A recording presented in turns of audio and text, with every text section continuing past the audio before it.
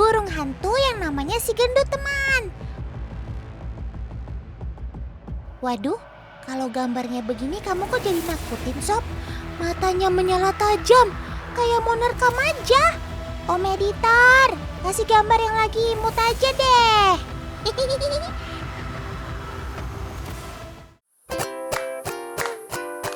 Ini dia si gendut.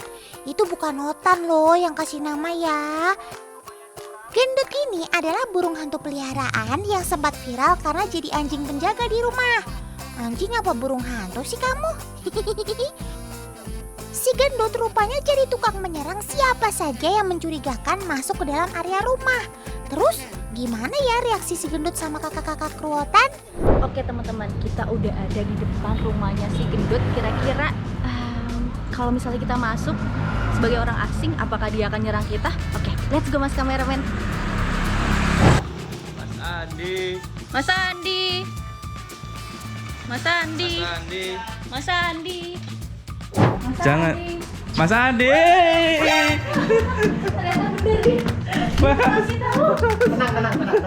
Waduh, ternyata kejadian lagi teman. Kamu beneran sensian banget. Tuh kan, kakaknya sampai teriak begitu. Nanti kedengeran ke tetangga sebelah loh, Sob. Padahal kan mereka mau kenalan sama kamu, bukan mau macem-macem. Amantan. Untung saja Kak Sandi segera datang nenangin kamu, Sob. Sabar. Udah ya, Sob. Damai, peace. Jangan gitu lagi ya.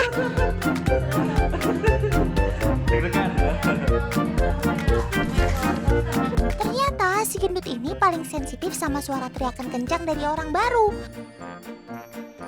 Memang betul, pendengaran burung hantu itu tajam banget ya. Kalau ada tamu mampir ke rumah, si gendut langsung pasang badan. Ibaratnya rumah ini udah jadi wilayah teritori kekuasaannya. Jadi, si gendut sudah terbiasa melindungi tempat tinggalnya. Kermaks kamu, Sob. Keren maksimal.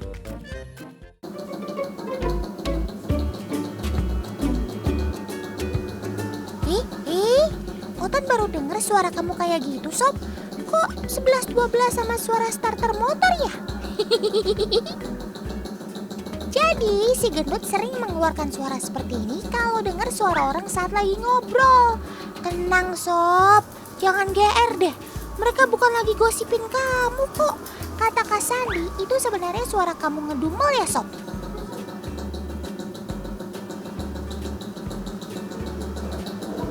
Ya ampun, kamu ngiring gak diajak ngobrol. Daripada bosan di rumah, mending kita jalan-jalan naik motor aja ya, Sob. Wih, asik kan menghirup udara segar daripada di rumah aja.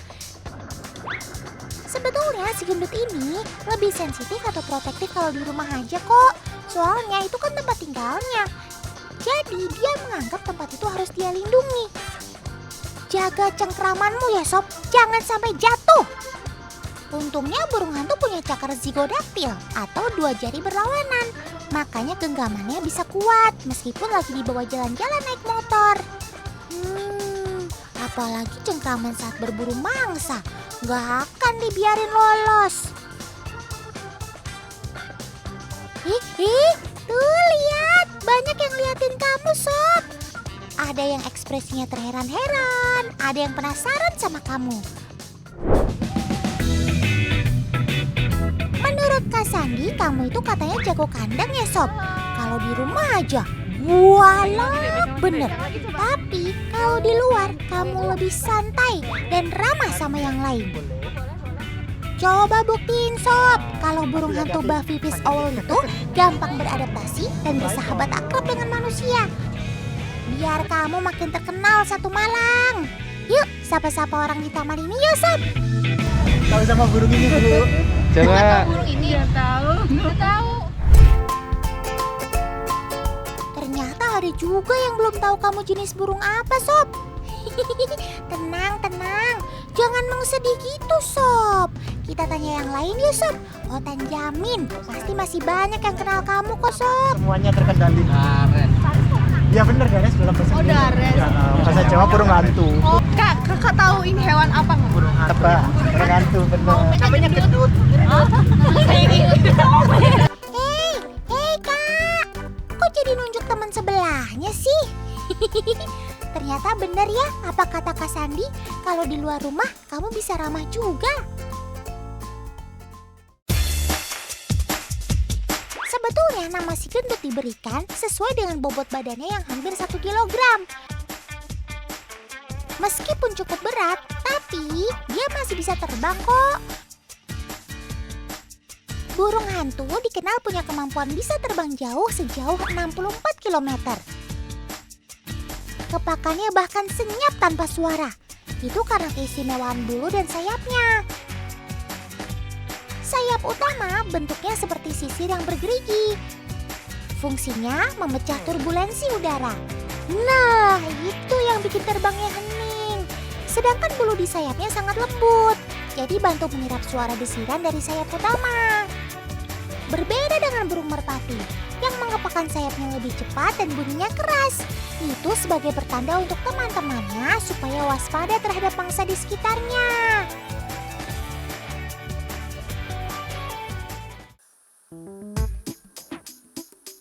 Badannya gemoy, kakinya pendek. Eits, kata siapa burung hantu kakinya pendek? Iya sih, kalau ketutupan bulunya yang tebal dan lebat, kelihatannya hanya jari-jarinya aja. Tapi begitu bulunya diangkat ke atas, jangan kaget ya. Wah. Ternyata kaki kamu jenjang juga ya, Sob. Udah kayak supermodel aja kamu, Sob. Otan jadi penasaran, berapa tinggi kaki kamu, Sob? Tinggi kakimu sekitar 17 cm, Sob. Weh. Bahkan itu setengah tinggi badanmu loh, Sob. Kakimu yang panjang sangat membantu untuk berburu kan, Sob? Meskipun ranting, kakinya cukup kuat mencengkram. Burung hantu jadi kuat membawa beban berkali lipat dari bobot tubuhnya sendiri. Katanya kamu itu pendengar yang baik, Sob. Kalau Otan lagi galau, Otan curhat sama kamu aja deh kalau gitu. Bercanda ya teman. Maksud Otan, dia ini punya pendengarannya tajam. Coba ya, kamu kalau dipanggil dari dua arah yang berbeda, bisa tahu sumber suaranya dari mana kayak?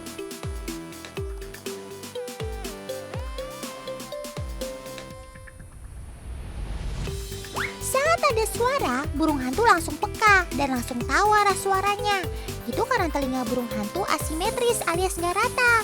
Misalnya, saat suara berasal dari sebelah kiri, maka telinga kiri bisa mendengar di depan telinga kanan. Mau tahu apa lagi yang spesial dari burung hantu? Ayo, kedipkan matamu, Sob.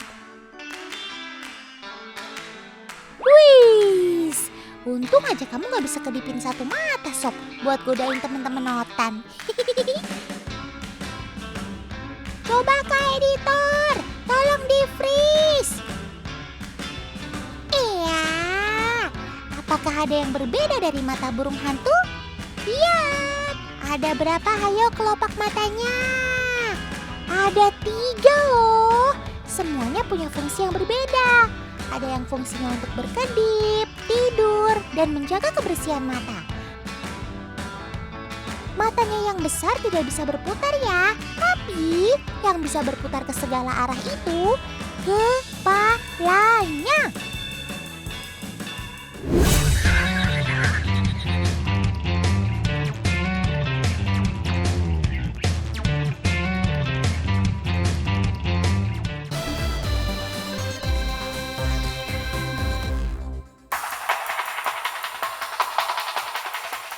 Ikan pari mulai tenggelam, bentuknya bulat dan ekornya panjang.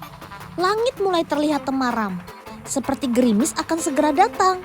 Cakep. Siapa nih yang sudah gak sabar mau menyambut datangnya musim hujan? Saya!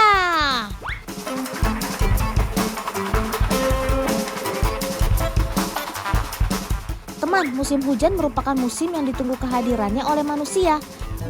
Selain karena air yang melimpah, hujan bisa menyuburkan rumput dan tanaman sehingga bisa tumbuh dengan baik. Rumput-rumput akan kembali hijau, benih-benih tanaman juga akan tumbuh dengan subur. Musim hujan ternyata nggak cuma baik untuk tumbuhan saja loh, tapi juga menjadi musim favorit bagi beberapa sobat Dolpino. Siapa saja ya? Kita langsung ceki-ceki yuk. Berangkat Pak Supir.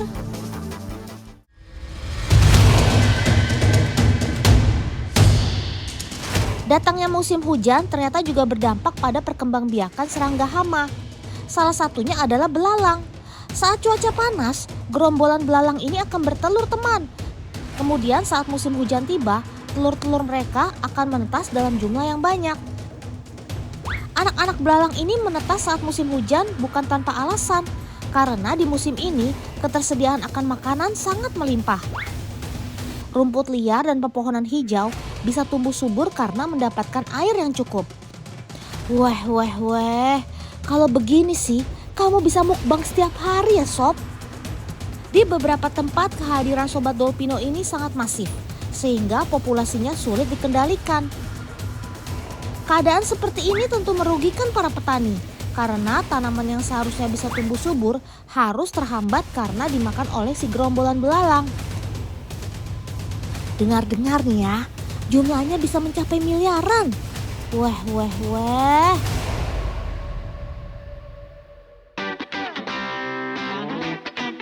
Tapi wabah belalang ini tidak selamanya merugikan teman. Di Kabupaten Gunung Kidul, Yogyakarta, banyak warga yang berprofesi sebagai pencari belalang. Di sini belalang dimanfaatkan sebagai sumber protein hewani. Keren juga ya, membasmi hama sekaligus bisa menambah cuan. Alat yang digunakan untuk menangkap si jago loncat ini adalah cundit teman. Cundit merupakan jaring kecil yang direkatkan pada kayu yang panjang. Saat menangkap belalang, kita harus punya keahlian mata elang alias mata yang tajam. Bayangkan saja, kita harus mencari belalang yang kecil di antara pepohonan yang rimbun. Oh ya, harga dari si belalang ini gak main-main loh. Untuk 1 kilogram belalang mentah dijual dengan harga Rp120.000. Weh. Harganya kok sama ya kayak daging sapi? Pantas aja kamu jadi incaran.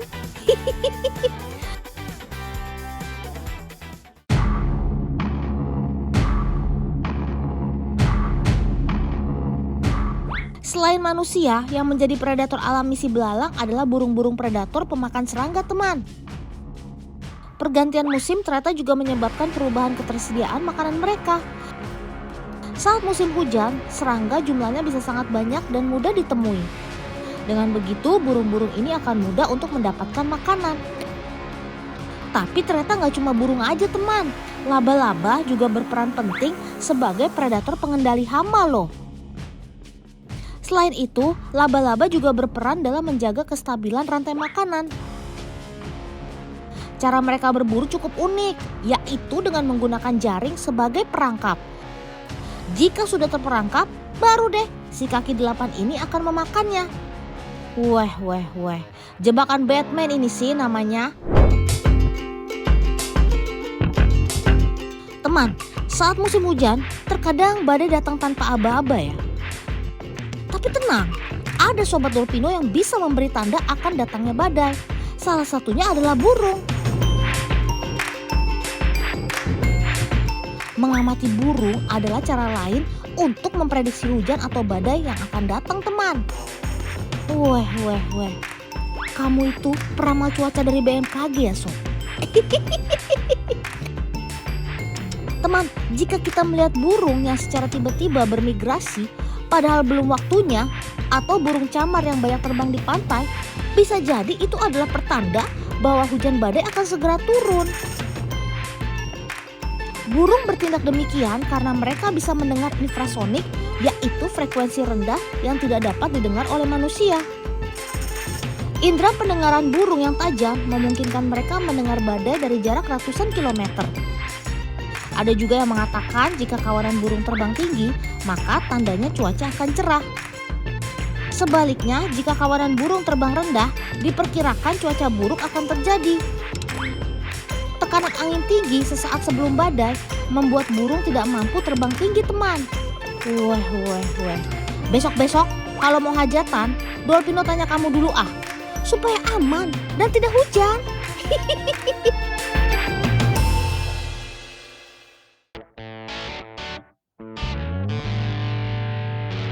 Hewan peramal cuaca lainnya adalah si kodok, teman. Amfibi kecil ini sangat sensitif terhadap perubahan atmosfer dan iklim, terutama saat musim hujan tiba. Karena sobat dolpino ini membutuhkan air untuk hidup dan bertelur. Saat musim hujan tiba, peluang mereka berproduksi jauh lebih besar. Gak cuma itu saja, saat hujan mau turun, si kodok akan mengeluarkan suaranya yang cukup keras. Suara kodok keluar lewat laringnya, sehingga pita suaranya pun bergetar dan pada akhirnya akan menghasilkan bunyi. Saat itu sobat dua alam ini merasakan kelembaban dan ruang yang berbeda, sehingga mereka akan berlomba-lomba mengeluarkan suara untuk menarik pasangan. Selain itu, suara tersebut juga bisa diartikan sebagai ekspresi kodok yang merasa senang karena hujan akan tiba. Itu artinya saatnya mandi hujan. Oh ya teman, ketika kita mendengar volume suara katak yang meningkat, bisa jadi bahwa badai dan petir akan segera datang. BTW, suara kodok akan semakin keras berkat kantung kulit yang mengembang di bawah mulutnya. Wah. Harus dia payung sebelum hujan nih kayaknya kalau si kodok sudah mulai bernyanyi.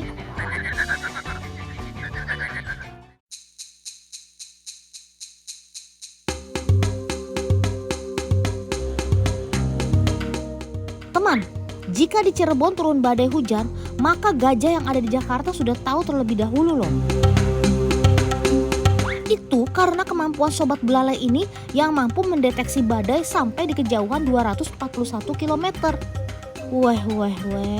Ini sih pantas kalau dapat julukan si gajah anti badai.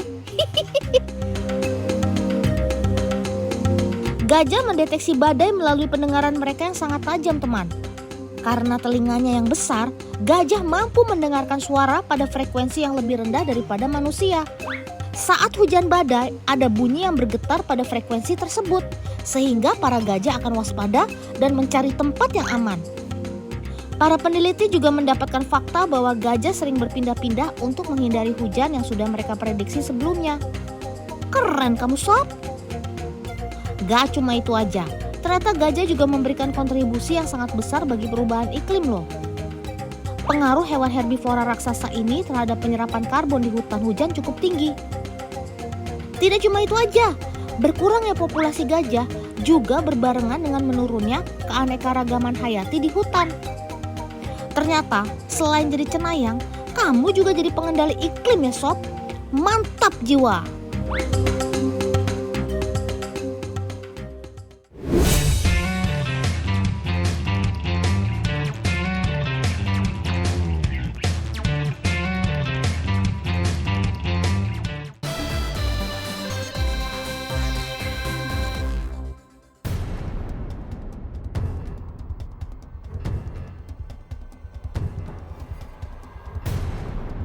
Teman, siapa sih yang tidak tahu naga?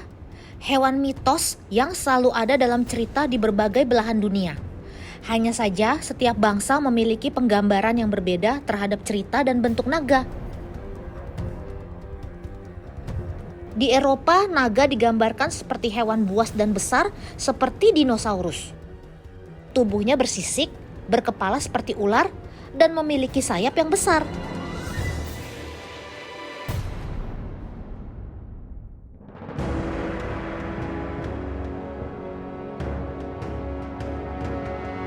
Berbeda lagi dengan penggambaran naga di daerah timur, salah satunya Tiongkok.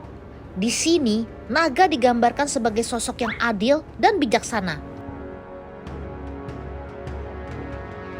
Tubuhnya menyerupai ular, bersisik, memiliki 4 buah kaki yang bercakar, serta 2 buah tanduk di kepala.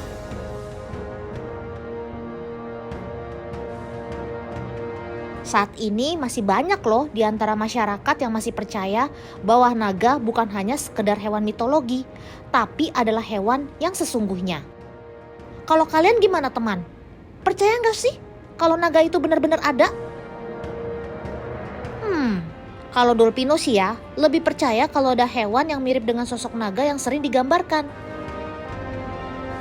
Hayo, pada penasaran kan siapa aja? Check it out.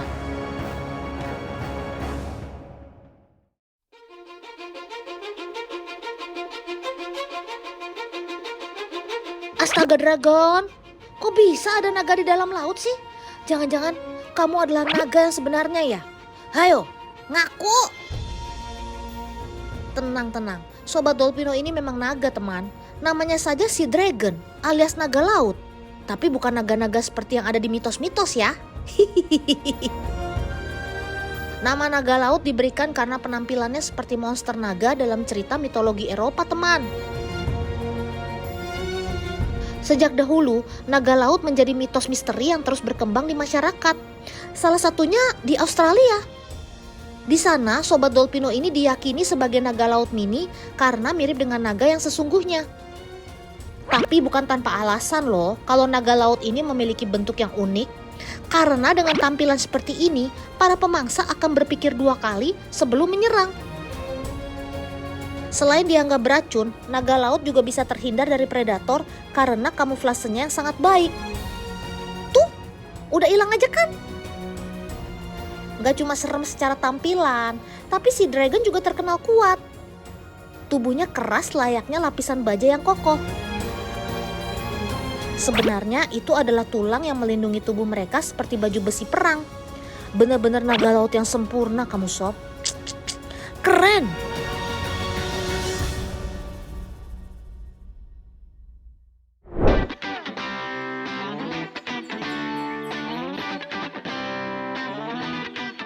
Masih di Indonesia, ada sobat penunggu hutan yang juga mendapat julukan naga loh. Mereka adalah Indonesia Forest Dragon atau kadal naga hutan Indonesia. Sobat Dolpino ini adalah hewan endemik Pulau Jawa dan Sumatera. Ia digadang-gadang mirip dengan sosok naga yang ada di Asia karena memiliki kulit bersisik, 4 kaki, dan wajah yang bersurai. Keberanian dan kekuatannya juga sangat menggambarkan kekuatan naga teman.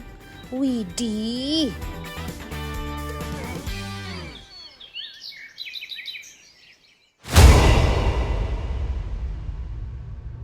Tuh kan, apa Dolpino bilang?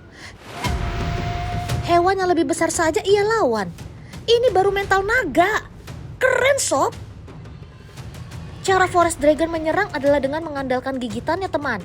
Mereka memiliki gigi-gigi tajam dan siap merobek apapun termasuk kulit lawannya. Duh, Dolpino kok merinding disco ya? Tapi kali ini pertarungan mereka cukup sengit teman. Si ular pohon juga tidak mau kalah. Ia tetap berusaha melepaskan diri dari gigitan si naga. Lihat sendiri kan, walau sudah posisi mau jatuh, Sobat Dolpino ini tetap tidak mau melepaskan gigitannya. Bener-bener petarung sejati ya kamu sob.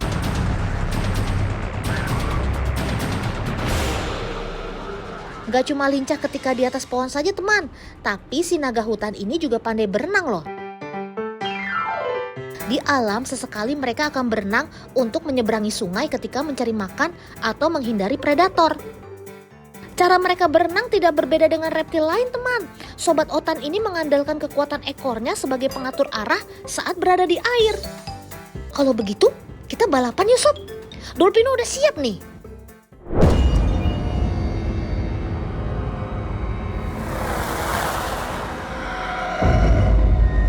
Teman, kayaknya tadi ada yang terbang deh. Tapi apa ya? Jangan-jangan ini naga beneran. Tidak.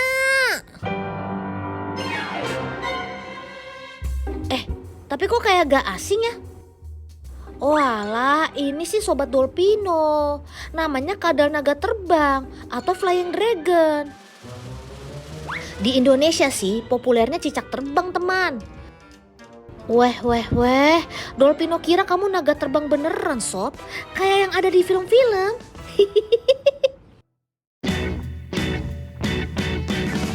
Teman, sudah tahu dong kenapa namanya kadal naga terbang? Yaps, Sobat Dolpino ini memang terlihat mirip naga beneran ya. Selain terdapat surai di wajahnya, kadal ini juga memiliki sayap atau membran pada tubuhnya. Auto makin mirip nggak tuh? BTW, Sobat Dolpino ini nggak jago terbang kayak naga yang ada di film-film ya. Tapi ia jago lompat jauh dengan mengandalkan sayapnya. Sayap ini berfungsi sebagai penyeimbang dan memperpanjang daya jangkau lompatannya, teman. Sayap kadal naga terbang ini berupa rangkaian pasang tulang rusuk yang dilapisi kulit selaput, sehingga membuatnya berbeda dengan sayap pada burung.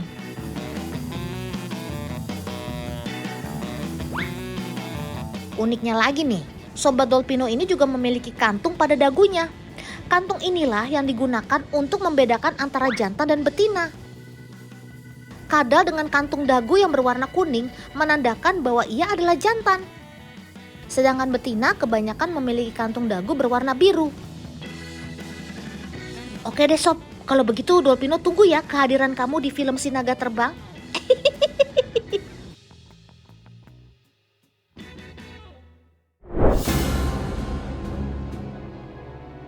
Salah satu Sobat Dolpino asli Indonesia yang mendapat julukan naga adalah Komodo, teman. Dalam bahasa Inggris, Komodo disebut dengan Komodo Dragon. Ayo, ada yang tahu nggak kenapa sih Komodo mendapat julukan naga? Jadi begini ceritanya. Naga di dunia barat secara umum digambarkan sebagai reptil yang mengerikan dan mematikan. Sementara Komodo adalah salah satu hewan yang mematikan karena dapat membunuh mangsanya dalam sekejap. Jika naga yang berasal dari dongeng dapat menyemburkan api, Komodo sendiri memiliki liur yang dapat meracuni mangsanya. Weh. Ngeri-ngeri sedap kamu sob. Kelincahan dan kekuatan si naga ini juga gak main-main, teman. Saat berburu, ia mengandalkan kecepatan dan kekuatan rahangnya untuk menyergap mangsa. Rahang mereka sangat elastis dan kuat, sehingga bisa dapat dengan mudah menelan dan mencabik-cabik daging mangsanya. Bahkan Sobat Dolpino ini mampu menelan mangsa yang besarnya mencapai 80% dari tubuhnya loh. Benar-benar mematikan.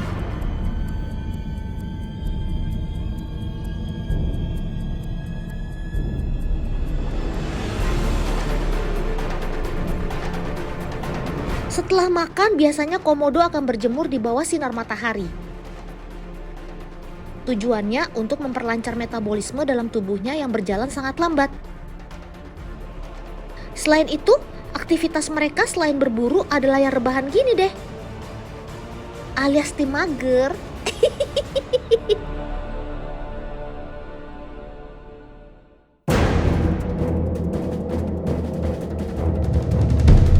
Tapi kalau lagi lapar, kecepatannya udah bisa ngalahin Lionel Messi, teman.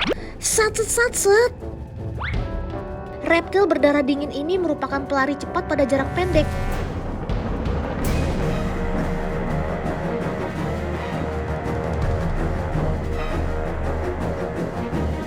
Kalau dihitung rata-rata, kecepatan si Komodo ini adalah 12 km per jam. Lumayan juga ya untuk ukuran kadal terbesar di dunia.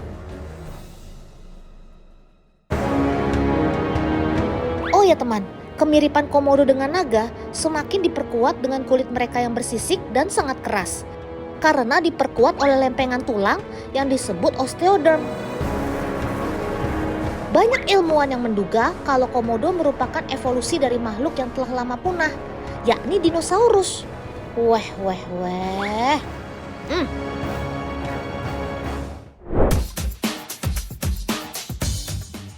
Teman, kalau Sobat Dolpino yang satu ini lebih mirip naga yang digambarkan pada mitologi Asia.